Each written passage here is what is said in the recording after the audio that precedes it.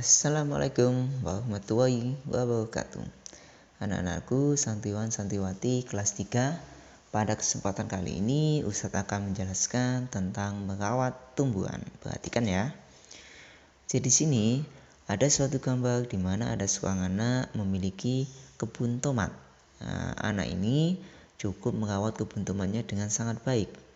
Dan alhamdulillah kebun tomatnya sekarang sudah menghasilkan banyak sekali buah. Ada yang berwarna merah, ada yang berwarna hijau. Pada kesempatan ini anak itu sedang memberi pupuk pada tumbuhan tomatnya ya. Saya perhatikan. Saya bacakan. Di samping rumah Dayu banyak tumbuh pohon tomat. Ibu Dayu senang bercocok tanam. Bercocok tanam itu artinya menanam tanaman. Dayu sering membantu ibu merawat pohon tomat. Saat merawat tanaman tomat, Dayu bernyanyi lagu tomat. Pohon tomat mulai berbuah. Buah tomat muda berwarna hijau. Jika sudah masak, warnanya menjadi merah. Buah tomat banyak manfaatnya. Buah tomat mengandung vitamin C yang sangat berguna bagi tubuh. Jadi dalam peristiwa ini, Dayu sedang merawat tanaman tomatnya. Dan Ibu Dayu itu sangat suka bercocok tanam atau menanam tanaman. Kebetulan yang ditanam oleh Ibu Dayu adalah tanaman tomat. Tanaman tomat ketika berbuah maka menghasilkan warna hijau. Ketika buahnya sudah masak atau sudah matang maka berwarna merah. Tanaman tomat itu banyak mengandung vitamin C ya. Jadi itu isinya ya. Setelah itu kita lanjutkan ya. Di sini Ustadz akan bacakan suatu cerita ya yang berjudul Asal Mula Buah Kelapa. Didengarkan dengan baik ya. Seorang anak laki-laki mendaki gunung yang tinggi. Ia ingin mengunjungi penyihir sakti. Penyihir sakti mempersilahkan laki-laki itu masuk ke pondoknya. Wahai penyihir sakti, ada sesuatu yang ingin kumohon darimu, kata laki-laki itu sambil menunduk dengan hormat. Aku ingin diberi sesuatu olehmu, agar aku menjadi seseorang yang sangat berguna bagi setiap orang. Permintaanmu cukup bagus, sahut penyihir sakti. Ia mengeluarkan sebuah kotak hijau yang kecil. Dia berkata, Kau baru boleh membukanya jika kau sudah tiba di rumah. Laki-laki itu menerima kotak hijau tersebut dengan perasaan gembira. Setelah mengucapkan terima kasih, dia berjalan menuruni gunung. Di tengah perjalanan, dia tergoda untuk membuka kotak hijau itu. Ia ingin melihat apa isinya. Namun ia tidak jadi membukanya saat ia ingat pada pesan penyihir sakti. Ketika tiba di kaki gunung, lagi-lagi dia tergoda, ingin melihat isi kotak hijau tersebut. Ia lalu membuka kotak hijau itu. Tiba-tiba laki-laki itu berubah menjadi pohon yang daunnya panjang dan buahnya besar-besar. Terdengar suara penyihir sakti dari puncak gunung. Karena kau tak memenuhi kata-kataku, kau berubah menjadi pohon kelapa. Namun permohonanmu tetap terkabul. Kau sangat berguna. Tiap bagian dirimu berguna bagi manusia. Daunmu, buahmu, dan batangmu dapat dimanfaatkan manusia. Sejak saat itu, pohon kelapa cepat berkembang biak, sehingga bisa dijumpai di mana-mana. Orang menghargai pohon kelapa karena banyak gunanya ya.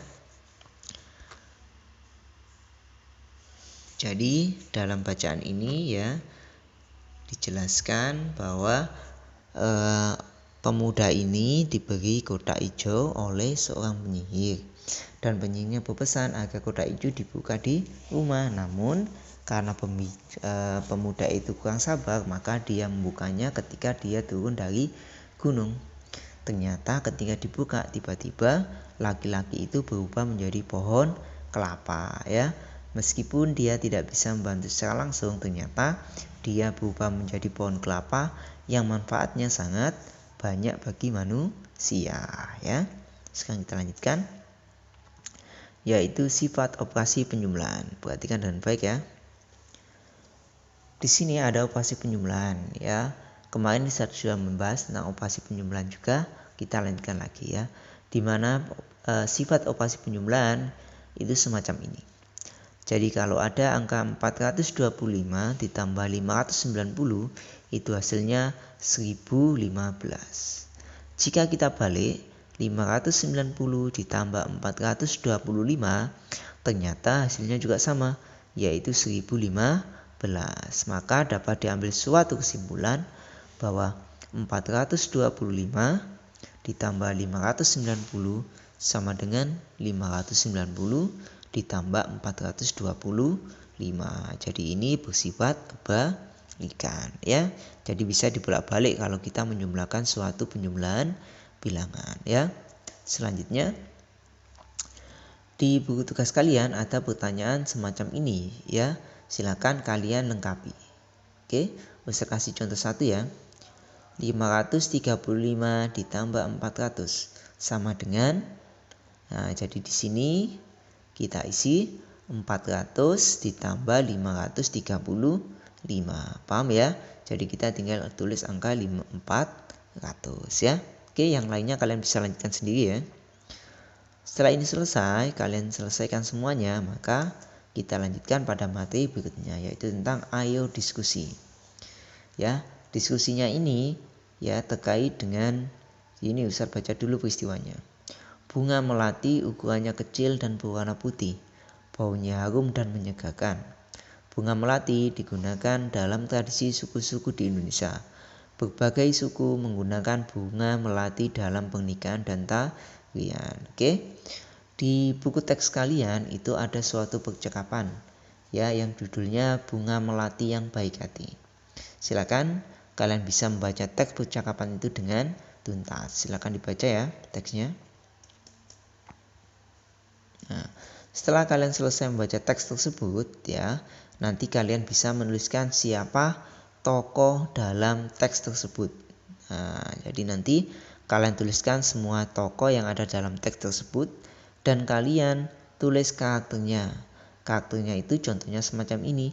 Misalnya ada pemaaf, ya, periang, pemarah, ya, pendiam.